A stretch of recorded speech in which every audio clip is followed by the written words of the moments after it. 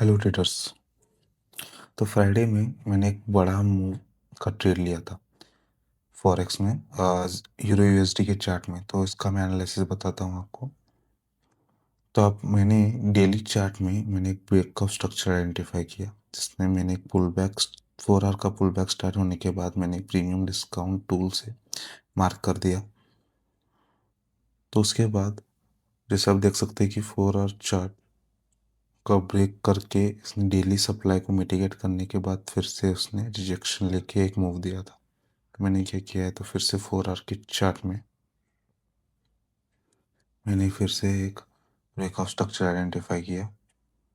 Breakout structure identify करने के बाद इसका पुल बैक 15 मिनट का पुल बैक स्टार्ट हुआ, तो मैंने प्रीमियम डिस्काउंट मार्क कर दिया। तो फिर 15 मिनट का चार्ट आप देख सकते हैं कि इधर ब्रेकआउट स्ट्रक्चर करके इसने 4 आवर के चार्ट के सप्लाई को मिटिगेट करके रिजेक्शन दे दिया था।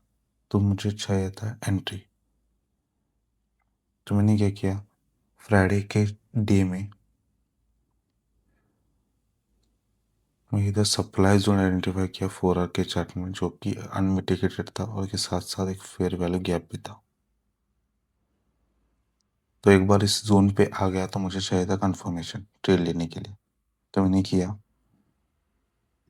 कि मैंने अलग चार्ट में एक fixed range profile tool use कर करके मैंने डेली चार्ट में फिक्स्ड रेंज प्रोफाइल मार्क किया। इधर देख सकते हैं कि इधर पॉइंट ऑफ कंट्रोल है इस वॉल्यूम में डेली के चार्ट में। तो अगर हम इस प्राइस पॉइंट को देखें तो ये बराबर उसी प्राइस में, उसी सप्लाई जोन में लाइन के साथ कोलाइड हो रहा है। तो आपने फिर से मैंने इसी 4 आवर के चार्ट में मैंने फिर से एक वॉल्यूम प्रोफाइल ड्रॉ किया। तो 2 पॉइंट ऑफ कंट्रोल दिख रहा है इधर, जो कि सेम सप्लाई जोन के साथ अलाइन हो रहे हैं। तो मैं देख रहा था कि ये दोनों, एक तो ये डेली पॉइंट ऑफ कंट्रोल को ब्रेक करना चाहिए या फिर इसी ब्रेक करके ऊपर जाना चाहिए था। तो मैंने एक आइडेंटिफाई किया कि ये सप्लाई जोन में आ रहा है और इसने ब्रेक ऑफ स्ट्रक्चर दे दिया। तो ये मुझे कंफर्मेशन हो गया था जब इसने ब्रेक कर दिया था।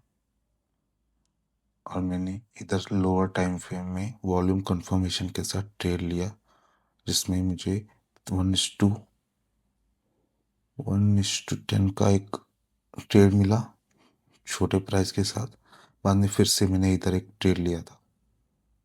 तो ये बहुत बड़ा न्यूज़ था उस दिन। और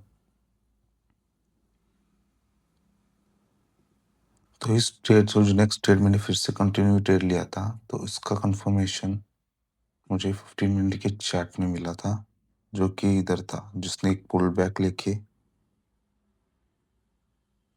एक छोटा सा पुल बैक लिया था और कैंडल को ब्रेक कर दिया था। तो मैंने इधर एक ट्रेड ले लिया, सॉरी ये नहीं, ये वाला।